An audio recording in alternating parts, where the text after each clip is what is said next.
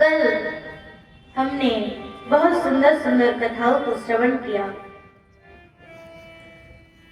नरकों के विषय में श्रवण किया। नरक में कौन जाते हैं? जो गलत कार्य करते हैं उसको नरक में जाना पड़ता है। और हम लोग ऐसे हैं कि प्रत्येक क्षण ही गलत कार्य करते रहते हैं। नरकों के विषय में सुनकर के परीक्षित जी को भय हो गया कि हम लोग भी तो दिन रात गलत ही करते हैं, तो कैसे बच सकते हैं? तो नाम की महिमा बताई, अजामिल श्रवण कराया कि केवल भगवान का नाम लेने से जीव भवसागर से पार हो सकता है, उसे नरक में जाना नहीं पड़ेगा। और इतना भयावह नरक होता है। एक नरक का नाम है वैतरणी नदी। अब सुनकर लगेगा कि बहुत अच्छी नदी होगी, वैतरणी नदी बहुत सुंदर नदी होगी, परंतु वो बिल्कुल सुंदर नहीं है। उस नदी में क्या है? जल नहीं है जो हमारे नाक से निकलता है। कब आंखों के किनारे जमा हो जाता है, कान का मैल, नाक का मैल, आंख का मैल, जितने प्रकार का मैल है वो उस नदी में है। और क्या है? जैसे हमारे शरीर में फोड़े हो जाते हैं। एक बार जब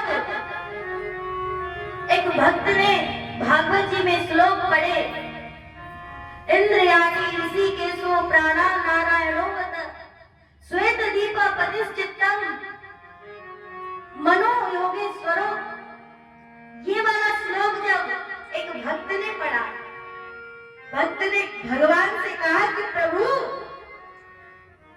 आपसे भी बड़ा आपका नाम है। क्यों? क्योंकि आपके ही नाम से आपको झाड़ा दिया जा रहा है। ये भगवान के नाम की महिमा है। प्रहलाद जी को हाथी के सामने खड़ा कर दिया, मदपान करा करके हाथी के सामने खड़ा किया, और प्रहलाद जी ने नाम किया, वो हाथी एकदम से मग्न हो गया, नृत्य करने लगा।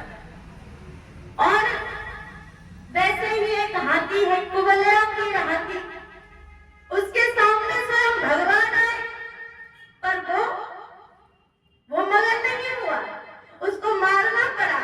अर्थात भगवान का नाम ऐसा है कि वो जीव को मगन कर देता है। भगवान सामने गए पर कुबलया प्रिय वो मगन नहीं हुआ। ये भगवान के नाम की महिमा है। और भगवान वो ऐसे हैं, इतने दयालु हैं, इतने करुणामय हैं, जो भी भगवान को पुकारता है, भगवान की शरण में आ जाता है, चाहे वो कितना ही बड़ा पापी हो, चाहे उसने कितना ही बुरा कर्म किया हो, भगवान उसको अपना लेते हैं। इतने दयालु हैं ठाकुर जी। लेकिन हम लोग, हमारा आशा वो संसार में ही है। एक बार भगवान नारायण के यहाँ पर नारद जी आए, और नारद जी ने कहा कि प्रभु, आपके तो यहाँ पर कोई आता ही नहीं है, और आप स्वयं भगवान हैं, आपके यहाँ किसी न किसी को बुलाते रहो, धरती पर इतने मनुष्य हैं। भगवान बोले, मैं क्या करूं? मैं तो चाहता ही हूं कि सब लोग मेरी ओर आए, मेरे पास आ जाए, परंतु कोई मेरी ओर आना नहीं चाहता। मैं क्या करूं? नारद जी बोले, प्रभु, अगर मैं किसी को लेकर के आऊं तो आप रख लेंगे अपने पास? भगवान बोले, हाँ, क्यों नहीं रखूंगा, लेकर के तो आओ। अब तो नारद जी गए और जाकर के एक बूढ़े को देखते हैं,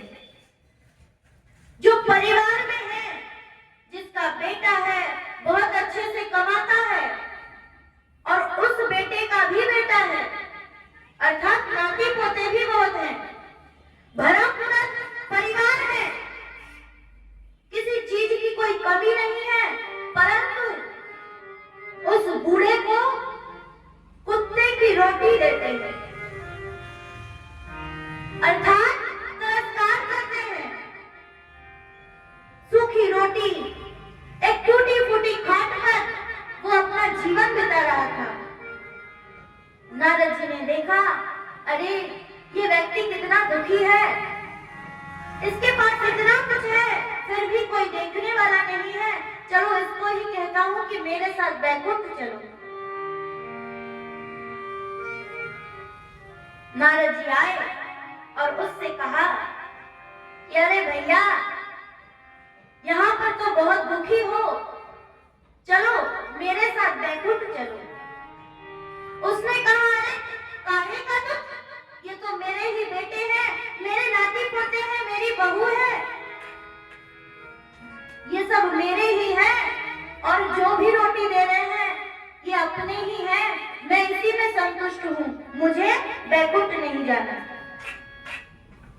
इतना कष्ट पा रहा है फिर भी मना कर दिया, नहीं मैं नहीं जाऊंगा, मुझे तो यहीं पर सुख है, मुझे बैकुंठ नहीं जाना। नारद जी ने सोचा, अरे इतना कष्ट पा रहा है फिर भी यहीं पर पड़ा हुआ है।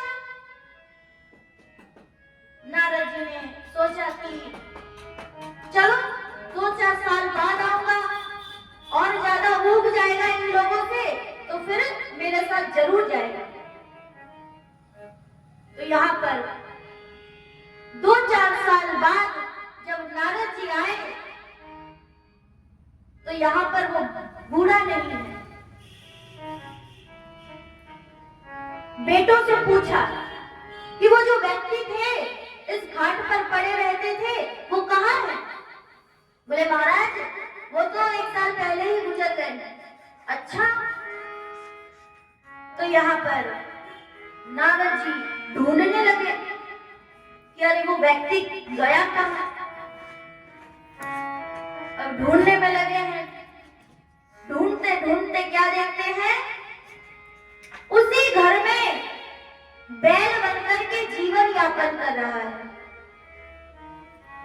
जैसे ही नारद जी ने देखा, अरे बैल बनकर के जीवन यापन कर रहा है, उससे कहा, अरे अब तो चलो बैकुंठ, इस योनि में कितना कष्ट पा रहे हो, अब मेरे साथ बैकुंठ चलो, कोई कष्ट नहीं होगा। उसने कहा, तुम पागल हो गए हो? नारद जी से कह रहा है, तुम पागल हो गए हो? अरे ये मेरे परिवार वाले हैं, मेरे नाती पोते हैं, मेरे बेटे हैं, इनको कोई सामग्री बाहर ले जानी होती है मेरे ऊपर लाद करके जाते हैं, मैं तो इसी में संतुष्ट हूँ, इसी में सुखी हूँ, मुझे नहीं जाना बैकुंठ। नारद जी ने सोचा, ये आदमी कैसा इंसान है, इंसान से बैर हो गया फिर भी ये जाना नहीं चाहता। नारद जी बोले, कोई बात नहीं, 2-4 साल बाद जब ये बूढ़ा हो जाएगा, अभी तो जवान है, जवान बैल है, जब बूढ़ा हो जाएगा तब जरूर जाएगा मेरे साथ। नारद जी चले गए। इधर जब 2-4 साल बाद नारद जी वापस आए तो क्या देखते हैं, उसी घर में कुत्ता बन करके बैठे हुए हैं।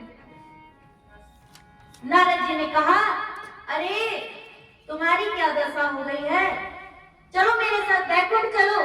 अब वो कुत्ते के रूप में काटने दौड़ा नारद जी को, मेरे ही पीछे क्यों लगे हो, देख नहीं रहे हो मैं अपने परिवार में मस्त हूँ, मुझे नहीं जाना बैकुंठ, मैं अपने परिवार की रखवाली करता हूँ, मुझे कहीं नहीं जाना। नारद जी एकदम से परेशान होकर के भगवान के पास गए, प्रभु आपने बिल्कुल सत्य कहा कि आप तो सबको बुलाते हैं पर कोई आपके पास नहीं आना चाहता, परंतु नारद जी तो नारद जी हैं, जिसको नारद जी का दर्शन हो जाएगा वो तो भगवान के पास जरूर जाएगा। नारद जी ने जैसे तैसे उसकी मति सुधारी, उसको मंत्र दिया, उसने खूब भजन किया और अंत में वो भगवान के धाम में जाता है। बोलो